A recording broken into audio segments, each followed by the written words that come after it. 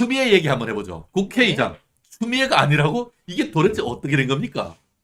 아, 저도 어제 이거 점심 먹다가 그 속보를 보고 뿜었거든요.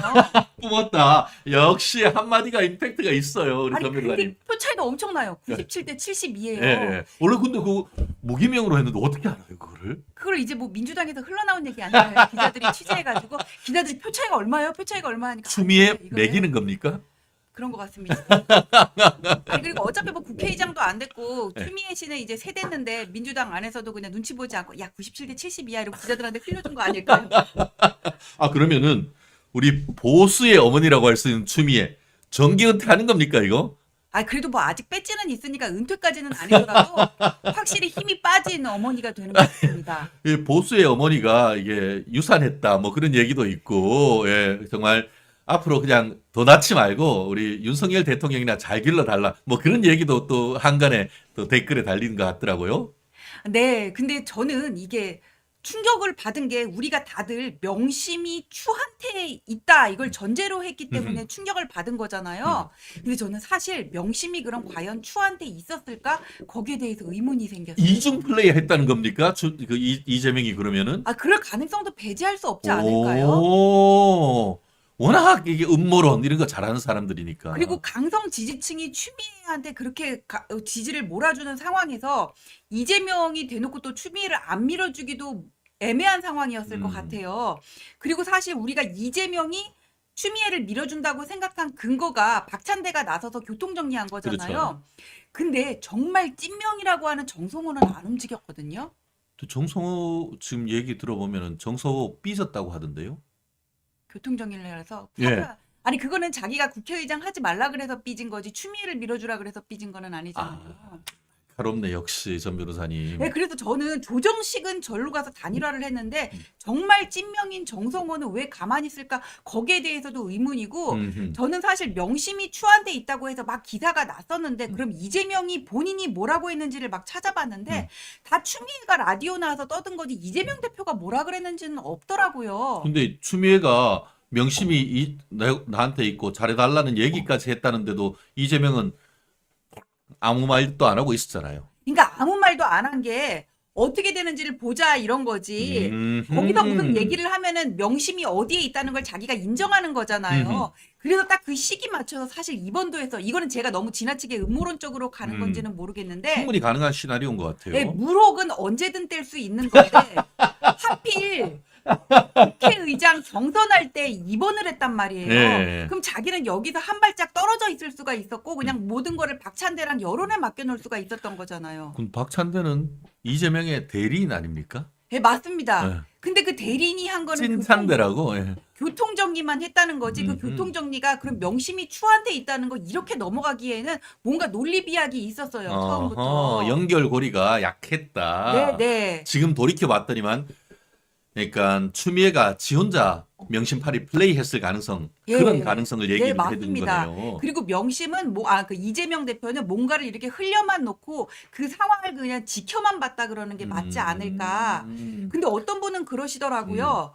이거를 이재명 대표가 추미애가 대권에 도전하기 위한 그런 마음을 가지고 있어서 뭔가를 견제하기 위해서 상황을 이렇게 만들었다 이렇게 보는 시는 분도 있고 또 제가 기자들한테 물어봤으니까 이재명은 누가 되든 상관이 없다고 생각했다 또 이렇게 얘기를 하더라고요. 둘 중에 뭐가 맞는지는 모르겠지만 어차피 내 당이니까. 예, 저는 페이크의 가능성이 있다. 음. 그다음에 명심이 추한테 있었다는 거는 그냥 특히 보수 언론이 지나치게 논리 비약을 한 게 아닌가. 박찬대도 밀어주고 자긴도 연임료하고 공천도 그런 식으로 했으니까 당연히 이렇게 갈 것이다. 좀 논리 비약을 한 게 아닐까 좀 그런 생각이 들었습니다. 맞아요. 사실 관행상 국회의장은 그걸로 해서 정계 은퇴 수순을 밟는데 다른 사람하고 달리 추미애는 이거 끝나고 나 대권 도전 안 해? 란 말을 안 했어. 네, 네. 그러니까 땀만 먹는 거 아니야? 요런 시각이 이게 이재명 대표를 지지하는 측에서는 있다 보니까 말은 외면적으로는 추미애가 하도 명심팔이를 하니까 그런 거다 했지만 요렇게 해가지고 이재명 우리 대표님 뒤통수 치는 거 아니야? 요런 거에 대한 견제가 있었다는 그런 심리가 네, 났네요. 그리고 또 사법 리스크가 있잖아요. 이재명은. 그렇지. 그래서 그렇구나. 경쟁자를 다 쳐내야 돼요. 역시 새로운 시각, 또 나름대로 근거가 있는 새로운 시각이기 때문에 어떻게 보면 그와 같은 것이 상당 부분 또 뚜껑을 열어봤을 때에 물 밑에 있는 그런 흐름이 그랬을 가능성도 적지 않다라고 하는데요. 결국 이 부분과 관련해 가지고 이게 뭐랄까 이재명의 어떤 진짜 의중은 그럴 가능성 충분히 있어 보이는데 다만 그럼에도 불구하고 재명이 아빠 마을, 재명이네 마을에서는 난리가 났어요. 난리가 났다네요. 내가 민주당 이러려고 내가 너네 찍어줬냐. 조국신당한데요. 그래요. 조국 신당 가고 거기다가 내가 민주당 찐성 당원이어가지고 당비냈는데 그거 반으로 잘랐어. 뭐 이런 글도 올라오고 있다며요. 네. 그렇긴 한데 그 사람들이 보기에는 이제 추미애가 너무 강성으로 갔기 때문에 마음에 드는 발언을 했기 때문인 거거든요. 음. 근데 또 이재명 대표 입장에서는 그게 오히려 불안할 수도 있죠. 왜냐하면 음. 당의 이미지가 너무 쓰레기로 가는 거거든. 그렇죠. 아까 얘기한 것. 사실 추미애 같은 경우에는 내가 중립이 어딨냐. 중립은 개나 저 어려. 뭐 이런 취지로 얘기하면서 민주당이 국회를 다스린다라고 하면서 내가 국회의장 되면은 이재명 대선 가는데 도움이 될 것이다. 뭐 이런 얘기를 했는데 도움이 되긴 되는데 대신에 단 조건이 있어. 깜빵 안 갔을 때. 이런 얘기를 한 거잖아요. 맞아요. 추미애 무섭네요. 저는 이재명이 더 무서워요. 어, 그때 입원한 것도 무섭고 어. 이거를 뭔가 명심이 추한테 있다는 것처럼 보여준 것도 무섭고 결과가 이렇게 나온 것도 무서워요. 결과가 이렇게 나온 거는 국민의 눈높이에 맞는 어차피 후보가 된 거잖아요. 민주당 내에서. 그러면은 민주당에 대한 이미지는 나빠진 게 없거든요. 오히려 그렇죠. 더 오히려 더 좋아졌지. 나아지지. 그리고 민주당 배지들도 이게 뭐 명심이 어디에 있는지를 확인하고 뽑았는지 그건 우리가 알 수는 없지만 어쨌거나 소신 투표를 한 것 같이 됐어요. 맞아요. 사실 그런 점에 있어가지고는 국민의힘이 좀 돌아볼 필요가 좀 있는 것 같아요. 여긴 지금 내부 싸움을 하고 정신이 없잖아요. 예, 예. 친윤, 친한. 저는 이렇게 찐윤으로 누가 이렇게 분류를 해놓으셨더라고요, 댓글에. 그거를 왜 굳이 나눠야 되는 거죠? 다 같이 갈 수 있는 방법도 우리 있는데. 영님이 재미있는 글을 달았는데요. 저도 무섭습니다. 사람이 아닌 것 같아서. 진짜 저는 야, 진짜 사람이 저럴 수 있느냐 이런 정도의 어떤 그런 섬뜩함, 조커 같은 섬뜩함, 사이코패스 같은 섬뜩함, 이런 것들을 아마 밑에 댓글로 좀 달아주시는 것 같은데요. 김동민님, 이제 개딸들 추장 내 마을이 그렇습니다. 참. 뭐 그렇다고 한다고 하면은 지금 말씀의 어떤 그런 맥락이다라고 하면은 이재명의 어떤 리더십이 타격을 받았다라고 보기에는 조금 어렵다라는 그런 취지로 얘기가 되는 것 같은데 자기들끼리 얘기하는 자칭 여의도 대통령 레임덕 여의도 대통령 이재명 레임덕 되는 겁니까? 어떤 겁니까 그러면? 저는 레임덕 안 올 것 같아요. 아닌 것 같아요. 어떤 분들은 그 투표 끝나고 나서 이재명 대표가 잠깐 이렇게 나가니까 기자들이 질문을 했거든요. 약식 기자회견 같은 걸 했는데 그때 표정이 안 좋았다 이렇게 얘기를 하시는데 표정이라는 거는 그 사람이 판단할 때 주관적인 거잖아요. 저는 그렇게 표정이 안 좋다고 보지 않았거든요. 딸딸한 그런 표정 아니겠습니까? 아니 저는 잘 모르겠어요. 그 어허, 표정을. 이게 여성들의 직관이 훨씬 더 무섭다니까. 네. 그리고 이재명 대표가 레임덕이 왔다고 보기에는 지금 너무 시기가 빨라요. 그리고 아직 22대 국회 시작도 안 했는데. 대표로서의 레임덕이 아니냐, 뭐 이런 그 리더십에 타격이 입었는 것이 아니냐라는 취지로 레임덕일 수 있는 것이냐 아니냐 했는데, 전 변호사님 의견은 그런 건 아닌 것 같다. 아니요. 그리고 친명 주류고 지금 초선이 거의 그 70몇 명 정도 된다고 그렇죠. 하는데 다 이재명 대표가 꼽은 사람들이거든요. 친명횡재, 비명횡사. 뭐하러 지금부터 반기를 들겠어요. 저 그건 말이 안 된다고 생각해요. 그래요. 참.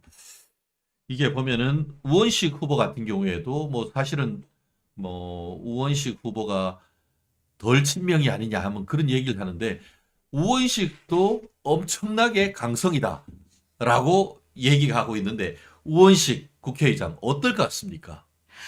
우원식 의원 같은 경우에는 사실 친명하고는 그 4명 후보 중에서 가장 거리가 멀었다 그래요. 그냥 586 운동권 출신이고 그 그렇죠. 안에서 그냥 이 의원들하고의 네트워크가 좋은 그러고 현장형이라고 얘기를 하더라고요. 그다음에 뭐 원내대표 같은 그 경험을 하면서 뭔가 이런 정무감도 쌓였고 그렇게 얘기를 하는데 지금 이 상황에서 우원식 원내대표, 우원식 이제 의장 후보가 우원식 의장 후보에게 저는 중립을 기대하기는 어렵겠지만 뭐 결과는 같더라도 적어도 추미애가 의장이 됐을 때처럼 그렇게 뭔가 이렇게 창피하게 저질스럽게 가지는 않을 것 같거든요. 그러니까는 결국 우원식이 되건 추미애가 되건은 민주당은 비슷한 방향으로 가겠지만은 그래도 이미지 관리를 할 사람이다. 저는 그렇게 봅니다. 우원식이 여기서 뭔가 자신의 소신을 발휘할 것 같지는 않아요. 어허, 그러니까 그래도 어느 정도 예측 가능성은 좀 있을 것이다라는 그런 네네. 얘기인 것 같은데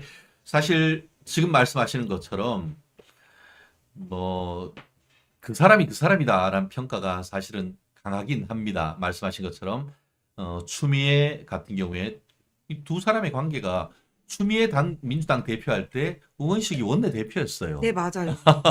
그런 걸 보면은 참 그리고 특히 지금 뭐 환노위나 뭐 이런데 이제 그 일하면서도 굉장히 어떻게 보면은 그 민주당 성향의 어떤 의견을 강하게 지금 밝혔던 사람으로 알고 있고 더불어서 이재명 지난 대선 과정에서 공동선대위원장도 했을 만큼 굉장히 우원식 의원도 이재명 대표와 상당히 관계가 좋은 걸로 알고 있습니다. 더불어서 이번에도 그랬잖아요.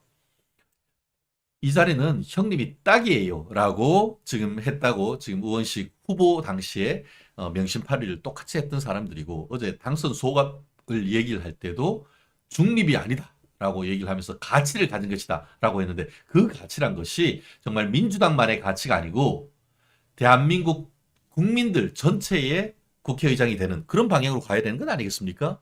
근데 안 그럴 것 같아요. 그냥 민주당의 가치를. 근데 그 사람들은 왜 그래요? 그래도 뭔가 좀 쇼라도 해야 되는 거 아닙니까? 쇼 했잖아요, 이번에. 쇼를 하라. 뭐 옛날에 무슨 뭐 KT 무슨 휴대폰 이 광고 같은데 그렇습니다. 그러니까 윤석열 대통령을 비롯해서 자유우파 진영은 뭔가 할 때 좀 약간 국민들한테 보여주기 이런 그 설정, 연출 이런 것들을 잘 못하는 반면에 이 친구들은 정말 쇼하는 거는 정말 끝내주는 것 같아요, 진짜. 아니, 보여주기도 못하고 내부 단결도 안 되잖아요. 아, 그 다음에 뭔가 내부의 약점을 하나 자기가 잡으면은 그거를 민주당보다 더 세게 공격을 해. 아, 민주당하고는 못 싸워서 맨날 내부에서 싸워요. 진짜 어제 김민수 대변인 같은 경우에도 똑같은 얘기를 좀 하신 것 같은데, 참, 국민의힘, 저희가 사실, 저도 국민의힘 당내 얘기 이슈로 좀 잡아가지고 좋은 얘기 좀 하고 싶어요. 근데 그 국민의힘 당내 얘기하면은 우리 댓글이 난리가 나요. 우리 서로 정말. 그리고 실제로 지금 국민의힘 내에서 전당대회를 앞두고 또 줄 세우기 이런 부분이 있으면서 누구한테 줄 서고 누구한테 줄 서고 이런 과정에서 당내의 어떤 화합보다는 갈등이 부각되고 있는 그런 상황. 또 특히 이제 또 용산에 계시다가 또 현역 또 출마를 하시는 과정에서 최근까지 경험한 어떤 국민의힘 내의 어떤 그런 답답한 이런 부분을 좀 하신 것 같은데 전 변호사님께서 요 부분과 관련해서 국민의힘이 구체적으로 이런 부분은 좀 고쳤으면 좋겠다는 그런 것들이 좀 있을까요? 일단 절박함이 없어요. 자기만 빼지 달면 된다고 생각하고 우리 당이 어떻게 잘 가야 된다는 거는 뒷전인 것 같아요. 선당 후사가 안 되는 당이 저는 국민의힘이라고 봐요. 선사후당이네요. 네, 그러면. 선사후당이에요. 어. 그러니까 나만 빼지 달면 되는 거고, 그럼 수도권은 이번에 거의 전패를 하고, 경기도 같은 경우에는 60석 중에 한 7석 정도밖에 못 맞아요. 얻었잖아요. 네. 그럼 이걸 어떻게 복원한지 해야 되는지에 대한 진지한 고민이 없고요. 지금 총선 백서를 만든다고 하는데, 저는 이게 빼한 이유는 각 지역구마다 좀 다른다고 생각을 하거든요. 정말 정권 심판이나 2조 심판론 때문에 뭐 결과가 나온 데도 예. 있고, 그다음에 그 지역구 관리가 안 돼서 안 된 된, 데도 그렇죠. 있는데, 그냥 이런 어떤 지역구별 그런 구체적인 사정은 무시하고 큰 프레임으로만 가는 게 그냥 이게 전체적으로는 보는 거예요. 뭉뚱그려가지고. 당권, 대권 그러면서 줄 세우기 이렇게 크게만 보는 게 저는 결국은 자기들 욕심 차리고 줄 세우는 걸로만 보이거든요. 그래서 정말 당이 이길 수 있는 방향으로 안 가고 그냥 그 안에서의 어떤 그 정치 공학적인 그 시야에서만 가기 때문에 지금 이런 뭐 친한 이런 갈등도 저는 벌어진다고 생각을 해요.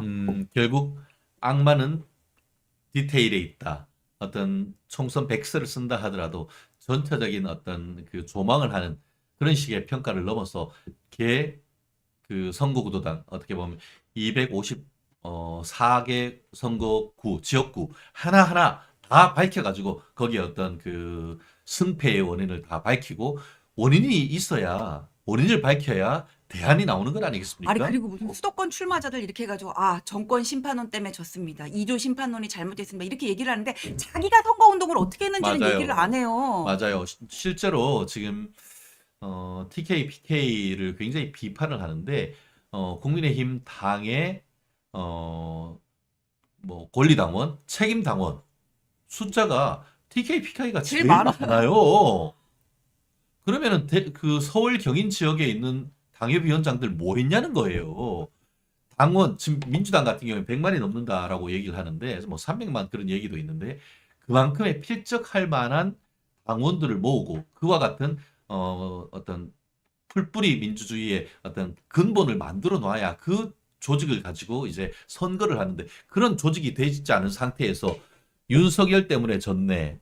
뭐 2조 심판론이 잘못됐네. 이런 얘기를 한다는 것 사실 자체가 책임을 외부로 돌리는 것이다. 이런 그런 맞아요. 비판인 것이죠. 그러면 나는 아무것도 없는데 다 용산 탓이야, 어. 한동훈 탓이야. 그렇게 얘기하는 건 잘못된 거예요. 그렇죠. 그 말은 정말 우리 돌아가신 김수환 추기경을 좀 배워라라는 말씀으로 들리는 것 같습니다. 내 탓이요는 없고 남 탓이요라고 하는 이 국민의힘 패배하신 정말 많은 분들 정말 스스로 돌아보시고 물론 이런 쓴소리 한다고 해서 너무 뭐 속상해하지 마시고 그런 철저한 반성 속에서 다시금 권토중례할 수 있는 건 아니겠습니까? 그리고 좀 이게 외부의 적보다 내부의 정적 죽이기에 더 급급한 것 같아요. 맞아요. 내가 사람을 해서 안 키워. 맞아요. 내가 여기서 제 길러주면은 나한테 잠재적 경쟁자가 되는 것 아니야. 요런 맞아요. 거에 매몰된다는 거잖아요. 네, 맞아요. 근데 그게 민주당은 서로 이렇게 끌어주고 밀어주기가 잘 네. 되거든요. 속으로는 어떻게 생각하는지 모르겠는데 국힘은 그런 기회가 없어요, 젊은이들한테. 아,